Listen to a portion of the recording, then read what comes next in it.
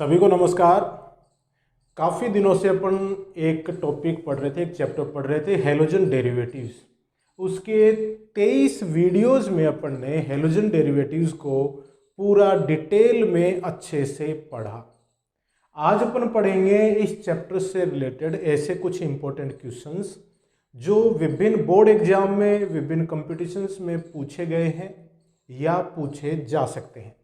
लेकिन इस वीडियो को देखने से पहले आप इस चैप्टर से संबंधित जो 23 वीडियो हैं उनको आप क्रम संख्या 1 से लेके और 23 तक अच्छे से देखें और समझें, तो फिर ये क्वेश्चन आपके लिए बहुत ही आसान हो जाते हैं। तो आज का जो वीडियो है इंपॉर्टेंट क्वेश्चंस का, इसमें आपको ये पता चलेगा कि किस प्रकार के क्वेश्चन इस चैप्टर से बनते हैं, साथ ही आपका चैप्टर का रिवीजन भी हो जाएगा।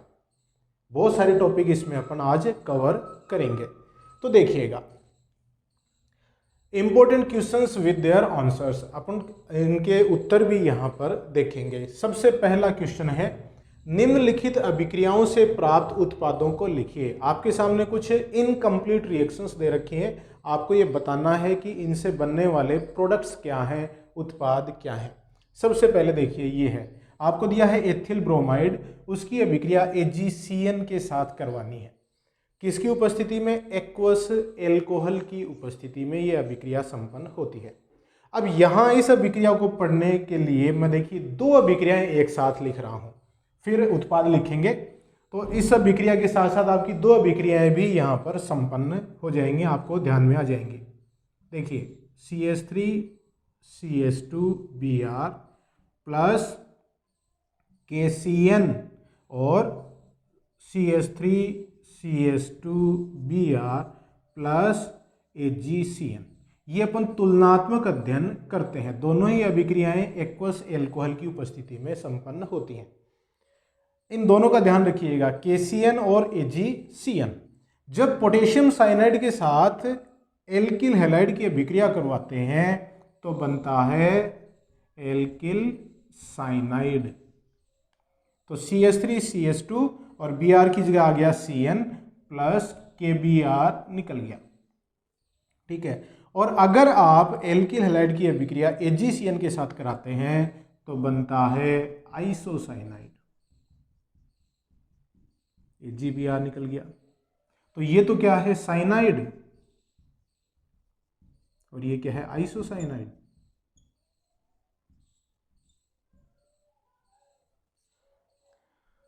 एथिल साइनाइड और एथिल आइसोसाइनाइड। देखिए ऐसा क्यों हुआ, अपन ने जब ये अभिक्रियाएं पहले चैप्टर के समय पढ़ी थी तो उसमें अपन ने देखा था कि जो KCN है वो एक आयनिक यौगिक है। KCN आयनिक यौगिक है और इस KCN के वियोजन से K प्लस और CN माइनस प्राप्त होता है। इस CN माइनस में जो कार्बन है वो नाभिक स्नेही की तरह व्यवहार करता है। और अपन जानते हैं एल्किल हैलाइडों की मुख्य अभिक्रिया कौन सी है? न्यूक्लियोफिलिक सब्स्टिट्यूशन रिएक्शंस, नाभिक स्नेही प्रतिस्थापन अभिक्रियाएं। तो KCN में CN माइनस के रूप में निकलता है, तो ये जो कार्बन है ये नाभिक स्नेही की तरह व्यवहार करेगा, तो ये Br माइनस की जगह इस कार्बन से जुड़ जाएगा, तो बना साइनाइड। AgCN ये सहसंयोजक यौगिक है, Ag के और कार्बन के बीच में सहसंयोजक बंध है, तो यहां पर जो CN है वो माइनस के रूप में नहीं निकलता है। अब देखिए इसमें नाइट्रोजन पर लोन पेयर उपस्थित है, तो नाइट्रोजन यहां पर नाभिक स्नेही की तरह व्यवहार करता है, तो यहां नाइट्रोजन की तरफ से ये एल्किल हैलाइड पर अटैक करेगा तो बनेगा आइसोसाइनाइड। तो देखिए उत्पाद क्या होगा? अपनी अभिक्रिया किसके साथ है? AgCN के साथ है, तो उत्पाद बना CH3CH2NC प्लस AgBr। ये उत्पाद इसमें मुख्य बन गया। तो इस अभिक्रिया का उत्तर है ethyl isocyanide, ethyl isocyanide. Clear है? ठीक है। अब नेक्स्ट देखिएगा, CH3CH2Br एथिल ब्रोमाइड की अभिक्रिया पोटेशियम नाइट्राइट के साथ करवा रहे हैं एक्वस एल्कोहल की उपस्थिति में। यहां भी मैं दो अभिक्रियाएं लिखूंगा जिनकी तुलना अपने को आपस में करनी है। देखिएगा CH3CH2Br प्लस KNO2 और CH3CH2Br प्लस AgNO2। दोनों ही अभिक्रियाएं एक्वस एल्कोहल की उपस्थिति में संपन्न हो रही है। तो देखिएगा, जब CH3CH2Br की अभिक्रिया पोटेशियम नाइट्राइट से कराते हैं तो बनता है CH3CH2ONO। एथिल नाइट्राइट का निर्माण होता है और जब आप AgNO2 के साथ कराते हैं तो बनता है CH3CH2NO2। नाइट्रो इथेन का निर्माण होता है। तो ये क्या है यहाँ पे, एथिल नाइट्राइट और ये है नाइट्रो इथेन। वही चीज, पोटेशियम नाइट्राइट आयनिक यौगिक है, इसमें जो ऑक्सीजन है वो नाभिक स्नेही की तरह व्यवहार करता है। AgNO2 एक सहसंयोजक यौगिक है और इसमें जो नाइट्रोजन है वह नाभिक स्नेही की तरह व्यवहार करता है। आपको क्या पूछा है, पोटेशियम नाइट्राइट के साथ अभिक्रिया पूछी है, तो उत्पाद क्या बनेगा, CH3CH2ONO।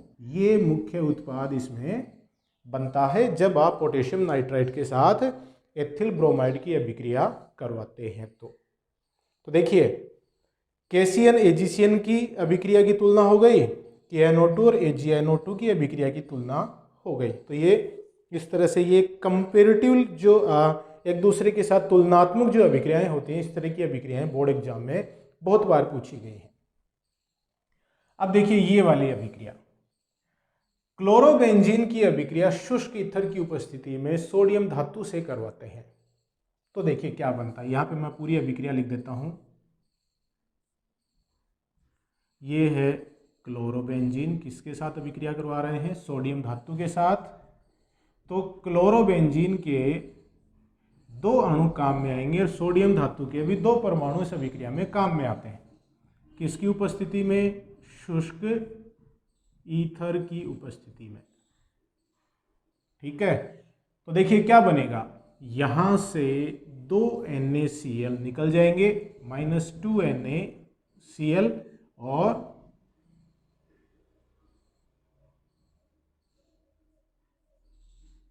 बाइफेनिल का निर्माण होता है। तो उत्पाद क्या बना, उत्पाद बना बाइफेनिल।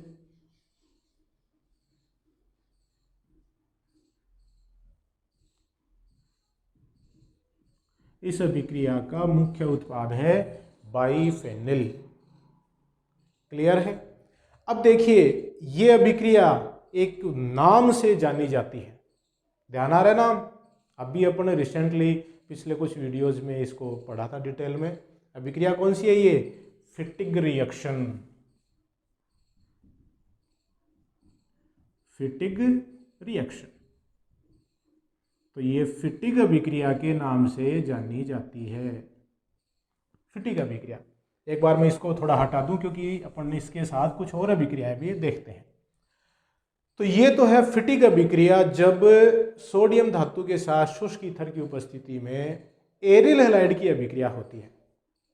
अब देखिए, अगर इस एरिल की जगह एल्किल समूह हो, जैसे RCl प्लस सोडियम धातु,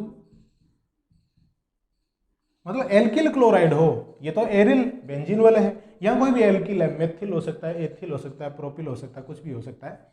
इनकी अभिक्रियाएं अगर अपन कराएं शुष्क ईथर की उपस्थिति में, तो देखिए यहां वही 2 NaCl निकल जाएंगे और R और R आपस में जुड़ जाएंगे, RR प्लस 2 NaCl, तो बन गया एल्केन। जब शुष्क ईथर की उपस्थिति में एल्किल क्लोराइड की अभिक्रिया सोडियम धातु के साथ कराते हैं, तो एल्किल क्लोराइड में एल्केन, एल्किल वाले भाग से दुगने कार्बन वाला एल्केन बनता है, क्योंकि R और R 2 जुड़ गए ना, तो कार्बनों की संख्या दुगनी हो गई। इस अभिक्रिया का नाम क्या है, वुड्स रिएक्शन। तो देखिए जो अभिक्रिया एल्किल हैलाइड के लिए वुड्स अभिक्रिया के नाम से जानी जाती है, वैसे ही अभिक्रिया एरिल हैलाइड के लिए किस नाम से जानी जाती है? फिटिग अभिक्रिया के नाम से जानी जाती है।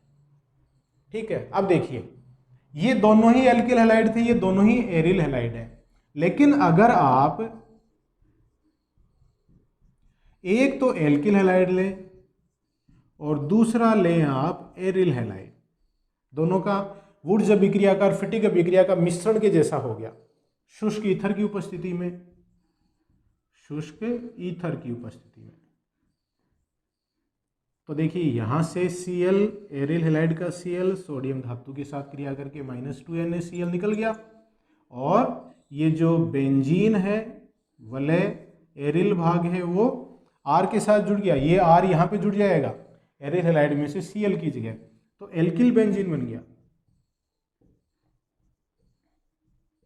एल्किल बेंजीन का निर्माण हो गया। ये अभिक्रिया उपरोक्त दोनों अभिक्रियाएं फिटिग अभिक्रिया और वुड्स अभिक्रिया के मिश्रण के जैसी है, तो इस अभिक्रिया का नाम क्या हो जाएगा? वुड्स फिटिग अभिक्रिया, वुड्स फिटिग रिएक्शन।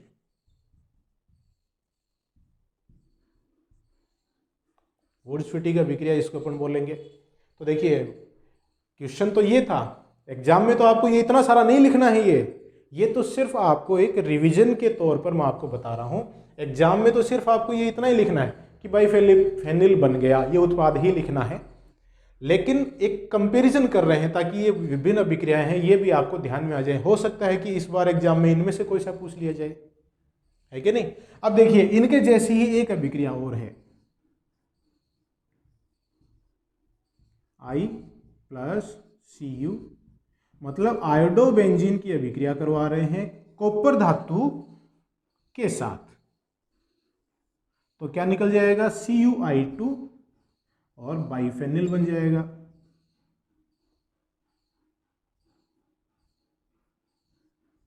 बाइफेनिल और Cu(I2) है वो निष्कासित हो जाता है। तो बना तो ये फिटिग के जैसा ही उत्पाद है, बाइफेनिल बना है, लेकिन फिटिग में जहां पे सोडियम धातु ले रहे हैं यहां अपन ने कॉपर धातु या कॉपर चूर्ण को काम में लिया है। इस अभिक्रिया का नाम है उल्मान रिएक्शन।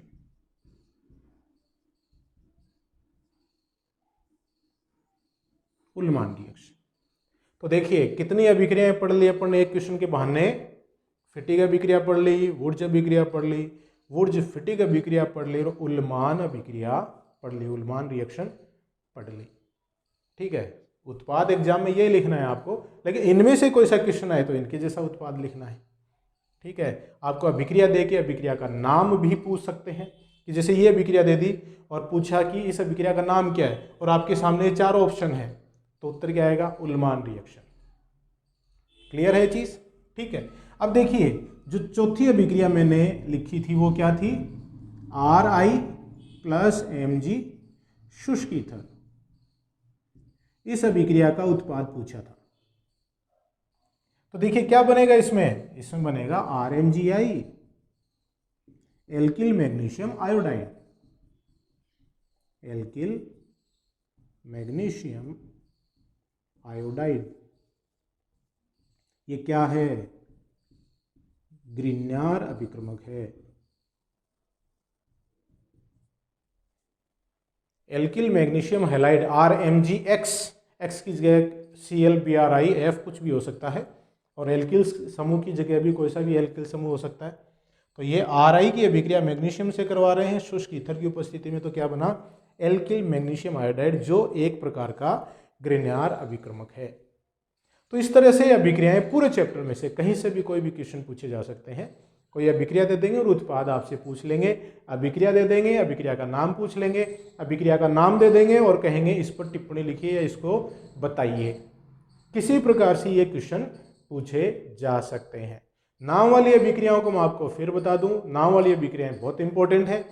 इस तरह के क्वेश्चन भी आ सकते हैं कि अभिक्रियाओं को पूर्ण कीजिए, इस तरह के क्वेश्चन भी आ सकते हैं अभिक्रिया देके कि अभिक्रिया का नाम बताइए। इस प्रकार से भी हो सकता है कि अभिक्रिया का नाम दे दें और फिर कहें कि अभिक्रिया लिखिए। तो इस प्रकार के क्वेश्चन बोर्ड एग्जाम में या कंपटीशंस में पूछे जाते हैं। नेक्स्ट देखिएगा, द्विअणुक नाभिक रागी प्रतिस्थापन अभिक्रिया SN2 तथा एकाण्विक नाभिक रागी प्रतिस्थापन SN1 अभिक्रिया में अंतर बताइए। मतलब क्या है, बाइमोलिकुलर न्यूक्लियोफिलिक सब्स्टिट्यूशन रिएक्शंस SN2 अभिक्रियाएं और यूनिमोलिकुलर न्यूक्लियोफिलिक सब्स्टिट्यूशन रिएक्शंस मतलब SN1 अभिक्रियाओं में आपको कंपैरिजन करना है, अंतर बताना है। ठीक है ना, अपन ने ये डिटेल में पढ़ा है। इस पे अपन ने 2 वीडियो बनाए थे, एक SN1 पे एक SN2 पे, और SN2 वाले वीडियो में अपन ने SN1 और SN2 अभिक्रियाओं की तुलना करी थी, उसमें दोनों में अंतर बताया था और दोनों में समानता क्या है वो भी अपन ने वहाँ पे लिया था। तो देखिए यहाँ पे अपने एक चार्ट के रूप में दोनों में अंतर देख रहे हैं। यहाँ लिख दूं मैं SN1 और ये है SN2। क्लियर, पहला अंतर। जहां SN1 1 लिखा हुआ है मतलब 2 स्टेप में होने वाली अभिक्रिया है, और SN2 मतलब इस पे 2 है तो ये 1 स्टेप में ही होने वाली अभिक्रिया, ये ध्यान रखिएगा। 1 है तो 2 स्टेप में, 2 है तो 1 स्टेप में। तो ये SN1 है, इसमें 2 पद होते हैं, 2 पदों में संपन्न होती है, 2 पदों में संपन्न होती है।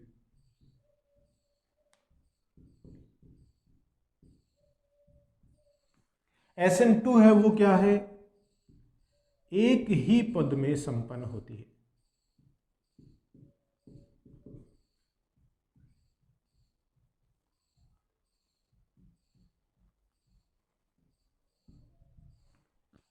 ठीक है, पूरा अगर आपको मैकेनिज्म देखना है इनका कि किस तरह के 2 स्टेप है, किस तरह का 1 स्टेप है, तो आप इनका जो अपन ने पढ़ा था उस वीडियो को डिटेल में देखिएगा, बहुत आसान है, अच्छे से आपकी समझ में आ जाएगा।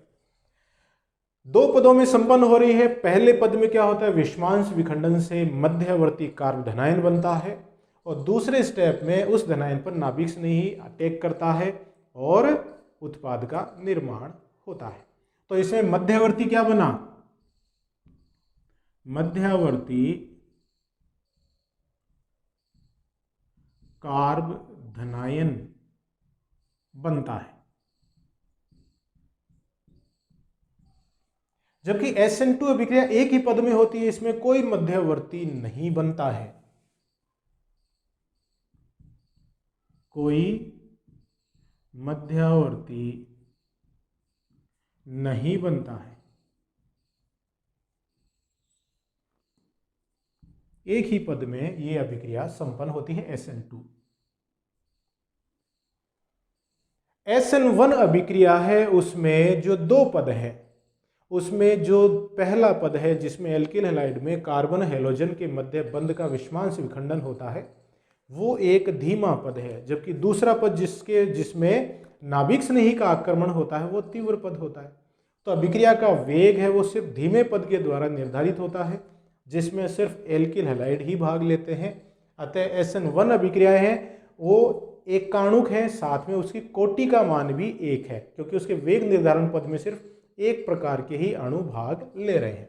तो इसकी कोटि क्या है, कोटि का मान 1 है। जबकि SN2 है उसमें पद ही 1 है, जिसमें एल्किल हैलाइड के साथ साथ नाभिक स्नेही भी भाग ले रहा है। तो अभिक्रिया का वेग है 2 प्रकार के अणुओं की सांद्रता पर निर्भर करता है, अतः इसकी कोटि का मान 2 है। कोटि क्या है, 2 है। ठीक है, अब देखिए इसमें इसके जो वेग समीकरण है उसको अगर मैं लिखूं तो वो आता है इस तरह से। इस अभिक्रिया का वेग है सिर्फ एल्किल हैलाइड की सांद्रता पर ही निर्भर करता है, नाभिक स्नेही की सांद्रता पर निर्भर नहीं करता है SN1 अभिक्रियाओं के लिए। जबकि SN2 अभिक्रियाओं के लिए अभिक्रिया का वेग है वो एल्किल हैलाइड के साथ साथ नाभिक स्नेही की सांद्रता पर भी निर्भर करता है। ये इसमें इंपॉर्टेंट चीज होगी, इसलिए तो ये द्विअणु कहलाता है। दोनों प्रकार के अणुओं की सांद्रता पे अभिक्रिया का वेग निर्भर कर रहा है। ये एक अणु क्यों कहलाता है, सिर्फ एल्किल हैलाइड की सांद्रता पर ही निर्भर कर रहा है अभिक्रिया का वेग। इसमें जो एल्किल हैलाइड हैं उनकी क्रियाशीलता का क्रम, एल्किल हैलाइडों की क्रियाशीलता का क्रम।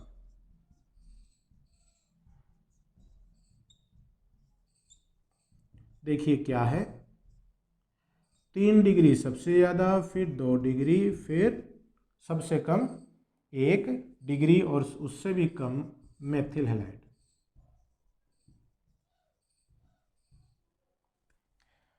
क्यों? क्योंकि 3 डिग्री एल्किल हैलाइड के कार्बन हैलोजन बंध के विषमांश विखंडन से जो 3 डिग्री कार्ब धनायन बनता है वो सबसे ज़्यादा स्थायी होता है। इसलिए जो सबसे ज़्यादा स्थायी होता है वो सबसे ज़्यादा बनता है और उससे बनने वाला उत्पाद भी ज़्यादा बनेगा। तो 3 डिग्री एल्किल हैलाइड से सबसे ज़्यादा स्थायी कार्ब धनायन बन रहा है, इसलिए इसकी अभिक्रिया भी ज़्यादा है। और मेथिल हैलाइड है, उससे जो कार्ब धनायन बनेगा वो सबसे कम स्थायी होता है। तो इसमें तो कार्ब धनायन का स्थायित्व है वो फैक्टर काम कर रहा है, जबकि SN2 अभिक्रिया में इस तरह का कार्ब धनायन तो बनता नहीं है। वहां त्रिविम बाधा काम करेगी जो कि 3 डिग्री एल्किल हैलाइड में सबसे ज्यादा है। इसलिए SN2 अभिक्रिया में 3 डिग्री एल्किल हैलाइड है, उसकी क्रियाशीलता सबसे कम होती है। तो सबसे ज्यादा किसकी है? Methyl halide. मेथिल हैलाइड सबसे ज्यादा, फिर उससे कम 1 डिग्री, उससे कम 2 डिग्री और सबसे कम 3 डिग्री। ये क्रम है, मतलब SN1 से उल्टा हो गया, ये क्रम बिल्कुल विपरीत हो गया। ठीक है, क्यों? क्योंकि वहां पे 3 डिग्री एल्किल हैलाइड में जिस कार्बन से हेलोजन जुड़ा हुआ है उसके ऊपर 3 बड़े बड़े बल्कि समूह जुड़े हुए हैं जो आक्रमणकारी नाभिक स्नेही के लिए त्रिविम बाधा उत्पन्न करेंगे, इसलिए 3 डिग्री की क्रियाशीलता सबसे कम हो जाती है। ठीक है, SN1 अभिक्रियाएं हैं, इनमें जो उत्पाद बनता है वो उत्पाद बनता है रेसिमिक मिश्रण के रूप में। रेसिमिक मिक्सचर के रूप में यह उत्पाद प्राप्त होता है। क्यों? क्योंकि इसमें जो मध्यावर्ती कार्ब धनायन बनता है वो समतलीय होता है और उसमें नाभिक स्नेही अग्र और पश्च दोनों दिशाओं से अटैक कर सकता है। इसलिए अभिकारक चाहे दक्षिण ध्रुवण घूर्णक हो चाहे वाम ध्रुवण घूर्णक हो, उत्पाद के रूप में रेसिमिक मिश्रण बनता है जिसमें आधे अणु दक्षिण ध्रुवण घूर्णक होते हैं और आधे अणु वाम ध्रुवण घूर्णक होते हैं। ठीक है, रेसिमिक मिश्रण बनता है। जबकि SN2 में होता है वाल्डेन प्रतीपन। मतलब अगर अभिकारक दक्षिण ध्रुवण घूर्णक है तो उत्पाद बनेगा वाम ध्रुवण घूर्णक, और अगर अभिकारक वाम ध्रुवण घूर्णक है तो उत्पाद बनेगा दक्षिण ध्रुवण घूर्णक। क्यों? क्योंकि SN2 अभिक्रियाओं में आक्रमणकारी नाभिक स्नेही है, वो निकलने वाले नाभिक स्नेही से विपरीत दिशा से अटैक करता है। तो इसमें क्या हो जाएगा, जो अणु है उसका त्रिविमीय जो व्यवस्था है वो उल्टी हो जाती है, इसलिए उसके प्रकाशिक गुण हैं वो भी विपरीत हो जाते हैं, उल्टे हो जाते हैं। SN1 अभिक्रिया है वो ध्रुवीय माध्यम में ज्यादा होती है। ध्रुवीय माध्यम में क्या हो जाता है, इसका वेग बढ़ जाता है।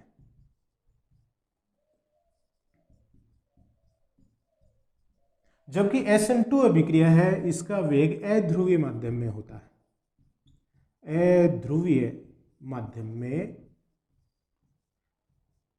इसका वेग बढ़ जाता है।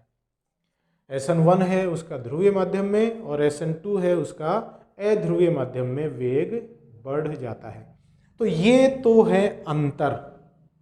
ठीक है, एक इनमें समानता भी है। समानता देखिए, जब अपन तुलना की बात करते हैं तो अंतर और समानता दोनों आते हैं। अगर मान लो किसी एल्किल हैलाइडों में एल्किल समूह तो एक जैसे हैं लेकिन हेलोजन समूह है वो अलग अलग हैं, तो उनमें जो क्रियाशीलता का क्रम है वो क्या आएगा, RI सबसे ज़्यादा, फिर RBr, फिर RCl और सबसे धीमी अभिक्रिया होती है एल्किल फ्लोराइड में। तो SN1 अभिक्रियाओं के वेग की अगर अपन बात करें तो सबसे ज़्यादा वेग होता है इनका एल्किल आयोडाइड में और सबसे कम इनका वेग होता है एल्किल फ्लोराइड में।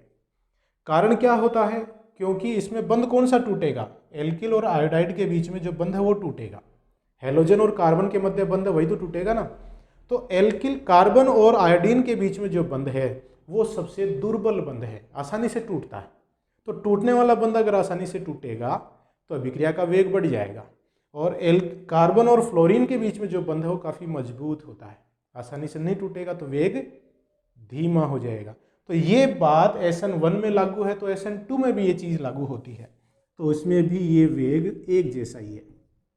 एल्किल आयोडाइड में सबसे ज़्यादा, फिर एल्किल ब्रोमाइड, फिर एल्किल क्लोराइड और फिर एल्किल फ्लोराइड। तो ये जो एल्किल हैलाइडों में अपन हैलोजन परमाणु बदल रहे हैं, इनमें जो ये अभिक्रिया की क्रियाशीलता या वेग का जो क्रम है वो SN1 और SN2 में एक जैसा ही है, क्योंकि इसमें भी टूटने वाला बंध अगर आसानी से टूटा तो वेग ज़्यादा होगा, वैसा ही SN1 में भी है। तो ये हो गया आपके सामने SN1 और SN2 अभिक्रिया में अंतर और समानता, मतलब अपन ने तुलना करी। बहुत ही इम्पोर्टेंट चीज़ है, बहुत बार ये क्वेश्चन बोर्ड एग्जाम में पूछा गया है। साथ ही अगर आपको ये पता है तो इसमें अंदर से जो क्वेश्चन पूछे जाते हैं छोटे छोटे, वो क्वेश्चन भी आप आसानी से हल कर सकते हैं। जैसे ये क्रम पूछ लिया, रेशमिक मिश्रण वाला, कोई सा भी इसमें क्वेश्चन, कोटि पूछ ली, ठीक है ना, कि मध्यवर्ती कौन से में बनता है, एक पद में होने वाली अभिक्रिया कौन सी है। तो इस तरह की ये चीज़ें हैं, ये आप इसको डिटेल में तुलनात्मक अध्ययन करेंगे तो बहुत अच्छे से लंबे समय तक आपके याद रहेगा। नेक्स्ट क्वेश्चन देखिएगा, निम्नलिखित एल्किल हैलाइडों को SN1 क्रिया के प्रति क्रियाशीलता के बढ़ते क्रम में व्यवस्थित कीजिए। जस्ट अभी अपन ने SN1 और SN2 की तुलना पढ़ी है, और आपको यहाँ ये क्वेश्चन क्या पूछना चाह रहा है कि आपको ये जो विभिन्न एल्किल हैलाइड दे रखे हैं, इनमें इनकी क्रियाशीलता का क्रम क्या है, किस अभिक्रिया के अनुसार, SN1 अभिक्रिया के अनुसार, एक कार्बनिक नाभिक नहीं प्रतिस्थापन अभिक्रिया के अनुसार। तो देखिएगा, ये क्या है, मेथिल हैलाइड, ये क्या है 1 डिग्री एल्किल हैलाइड, ये 2 डिग्री एल्किल हैलाइड और ये 3 डिग्री एल्किल हैलाइड, ये आपको दिया हुआ है। तो SN1 में क्या क्रम था, सबसे बढ़ता क्रम पूछा है, तो सबसे कम होगा मेथिल हैलाइड, फिर 1 डिग्री, फिर 2 डिग्री और फिर 3 डिग्री। ये क्रम अभी अपन ने पढ़ा है ना, क्योंकि 3 डिग्री एल्किल हैलाइड से बनने वाला कार्बन धनायन सबसे ज़्यादा स्थायी होगा। तो इनमें मैं यहाँ कोमा हटा दूँ, जो क्रम दिया हुआ है आपको प्रश्न में वो ही क्रम इनका क्रियाशीलता का क्रम है। क्योंकि ये देखिए 3 डिग्री कार्बन पे हैलोजन जुड़ा हुआ है तो 3 डिग्री हैलाइड हो गया, 2 डिग्री कार्बन पे हैलोजन जुड़ा हुआ है तो 2 डिग्री एल्किल हैलाइड हो गया, ये 1 डिग्री है और ये मेथिल हैलाइड। तो ये जो क्रम है, सबसे कम मेथिल हैलाइड, सबसे ज़्यादा 3 डिग्री एल्किल हैलाइड, SN1 के अनुसार ये क्रम होगा। और अगर SN2 पूछते तो ये क्रम उल्टा हो जाता, सबसे ज़्यादा क्रियाशील मेथिल हैलाइड होता और सबसे कम 3 डिग्री एल्किल हैलाइड होता। नेक्स्ट अभिक्रिया देखिए क्या है, क्वेश्चन क्या है, निम्नलिखित अभिक्रियाओं को पूर्ण कीजिए। इस तरह के क्वेश्चन बहुत बार पूछे जाते हैं और कुछ अभिक्रियाएं दी हुई हैं आपके सामने। तो देखिए क्या है, CH3 CH2Cl एल्कोहलिक KOH। ध्यान रखिएगा, KOH की अभिक्रियाएं 2 प्रकार से पूछी जाती हैं, एक एक्वस KOH के रूप में और एक एल्कोहलिक KOH के रूप में। जब एल्किल हैलाइड की अभिक्रिया एक्वस KOH से कराते हैं तो होता है जल अपघटन, जलीय KOH से कराएंगे तो जल अपघटन होगा और जहाँ हैलोजन है वहाँ OH लग जाएगा और एल्कोहल बनेगा। लेकिन अगर एल्कोहलिक KOH के साथ कराते हैं तो होता है इसमें विलोपन अभिक्रिया, और वो भी कैसी, विहाइड्रोहेलोजनीकरण, बीटा विलोपन होता है और एल्कीन बनता है। तो देखिए इस कार्बन से Cl और इस कार्बन से H, HCl के रूप में निकल जाएंगे और CH2 डबल बॉन्ड CH2 बनेगा, एथीन बनता है, मतलब मुख्य उत्पाद एल्कीन बनता है। तो एल्कोहलिक KOH का ध्यान रखिएगा, कौन सी अभिक्रिया होगी इससे, विलोपन अभिक्रिया, और वो भी विहाइड्रोहेलोजनीकरण, ध्यान रखने वाली बात है। अब देखिए ये आ गए, ये कोई एल्कीन है, S सम्मित एल्कीन है, उसकी अभिक्रिया HBr से करा रहे हैं पेरोक्साइड की उपस्थिति में। ध्यान आया, कौन क्या उत्पाद बनेगा, RCH2CH2Br, क्योंकि यह अभिक्रिया हो रही है पेरोक्साइड की उपस्थिति में। अगर यह अभिक्रिया होती किसी ध्रुवीय माध्यम की उपस्थिति में तो Br इस बीच वाले कार्बन से जुड़ता और H जुड़ता इससे, उस नियम को अपन कहते हैं मार्कोनिकोफ का नियम, और ये है पेरोक्साइड प्रभाव या खराश प्रभाव या प्रति मार्कोनिकोफ का नियम। तो पेरोक्साइड की उपस्थिति में जुड़ने वाले अणु का ऋणात्मक भाग उस कार्बन से जुड़ता है जहां हाइड्रोजनों की संख्या ज़्यादा है असममित एल्कीनों पर। ये आप मार्कोनिकॉफ का नियम और पेरोक्साइड प्रभाव जो अपने डिटेल में पढ़ा था, तो वहाँ जाके देखेंगे तो ये डिटेल में इसका कारण आपको पता चल जाएगा, क्योंकि यह अभिक्रिया मुक्त मूलक क्रिया विधि के द्वारा होती है। और इसमें अपन देखेंगे कि जुड़ने वाले अणु का ऋणात्मक सिरा उस कार्बन से जुड़ता है असममित एल्कीन के जिस पर हाइड्रोजनों की संख्या ज़्यादा है, तो ये इसका मुख्य उत्पाद बनता है। ठीक है, अब देखिए ये क्लोरोबेंजीन की अभिक्रिया करवा रहे हैं निर्जलीय AlCl3 की उपस्थिति में एल्किल क्लोराइड के साथ, तो बनेगा 2 प्रकार के उत्पाद बनेंगे।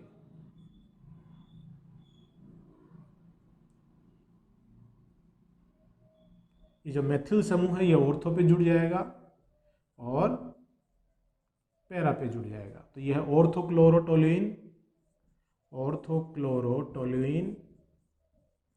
और यह है पैराक्लोरोटोलुइन।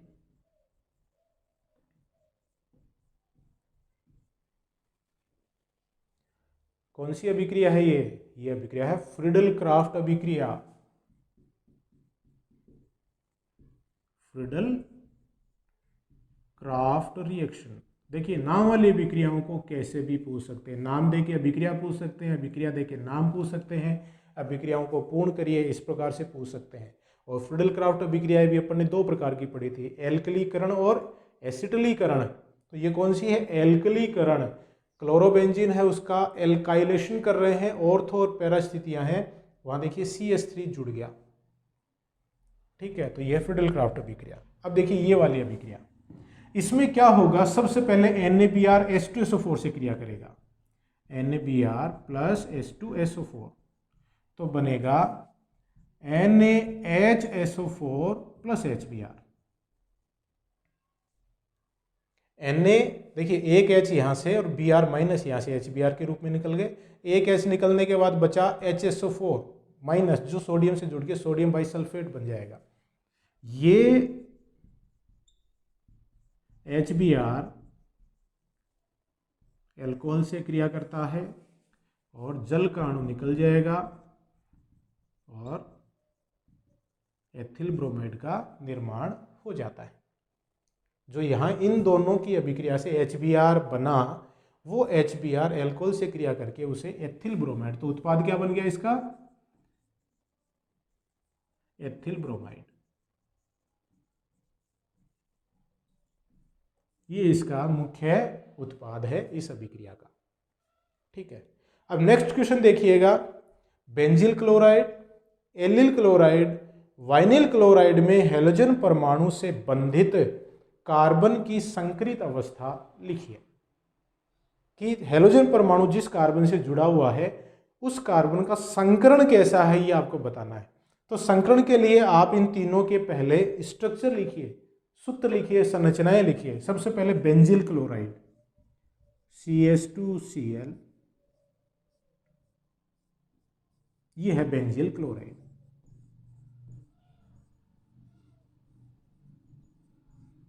ठीक है, दूसरा है allyl chloride CH2 double bond CH CH2Cl, ये है एलिल क्लोराइड।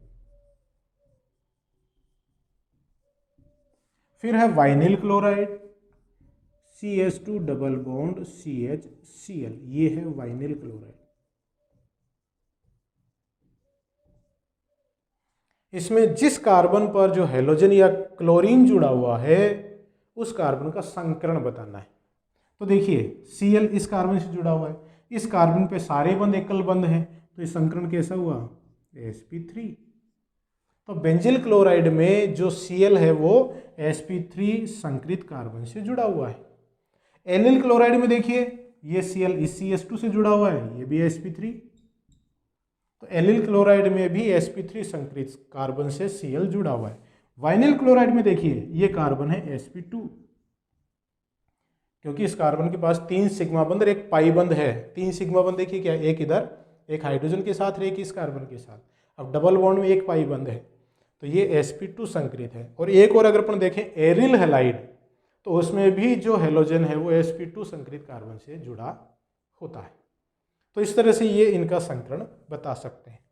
तो देखिए ये थे कुछ इंपॉर्टेंट क्वेश्चंस तो और भी बन सकते हैं, लेकिन आपकी प्रैक्टिस के लिए आपको थोड़ा आइडिया हो जाए कि किस प्रकार के क्वेश्चन इसमें बनते हैं, वो अपन ने इस वीडियो में डिटेल में पढ़ा।